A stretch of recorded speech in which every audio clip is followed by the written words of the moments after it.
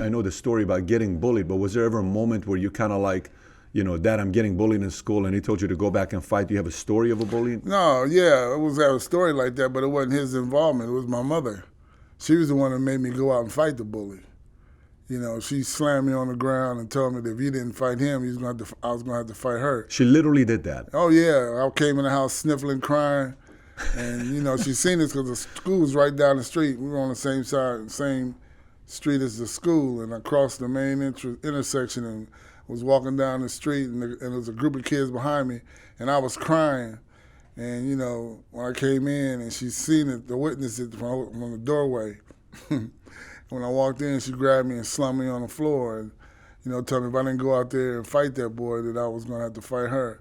So it was like... Did you leave the house, or was it the next day that you fought this kid? The next day. It happened over again, and I just stood up, dropped my books, and said, that's it, let's go. And you went at it with him? And I went at it with him, and that was history. So was that the beginning? That was the beginning. Crazy. Yeah, because all of a sudden now, moms was bringing their kids over like, what your son did to my kid? Then she had to tell me I just couldn't smack them just because they said something to me. Had to slow me down, Lula, right? Lula Pearl Douglas. Lula Pearl. Yeah, you watch her, the way she looks at you, man. It was like when there's, some scenes of how your mom actually looks at you. You can tell, like, this woman loves this guy. She loved her boys. I mean, obviously, mothers love their sons, but the way she would talk about you, the way she looked at you was a whole different story. Yeah. And so mom taught you toughness. Did the technical side come from Pops? Oh, definitely. Hold your hands up, moving, and in the mental state as well. They both had a lot to do with that, but he was the one that really put it into the ring aspect, so.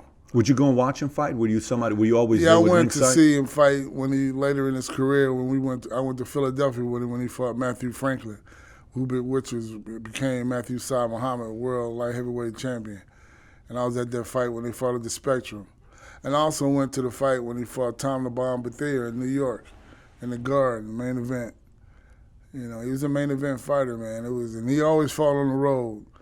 And he always went to the backyard of other fighters. He didn't care. What do you mean he always went to the backyard? Well, he went to their turf. Oh, to them. He went to them. It wasn't like it was neutral zone. It was like he didn't matter. He'd go right in your backyard and fight you. Let me ask you, was Bill, your grandfather, is there a lineage of boxing, or no, he's the first one that picked it up? I think my grandfather fought in the Navy. He fought as an amateur in the Navy, and that's where my father picked it up from. And then I just picked it up from my dad, so. So it's almost like he was obviously living through you, seeing what you were doing, what you ended up doing. Oh, definitely, because he turned me pro. I think I had my first 20 or so fights was with my dad as a pro, and then after that I got involved with John Johnson, and that's where we just really took off and started to make big waves.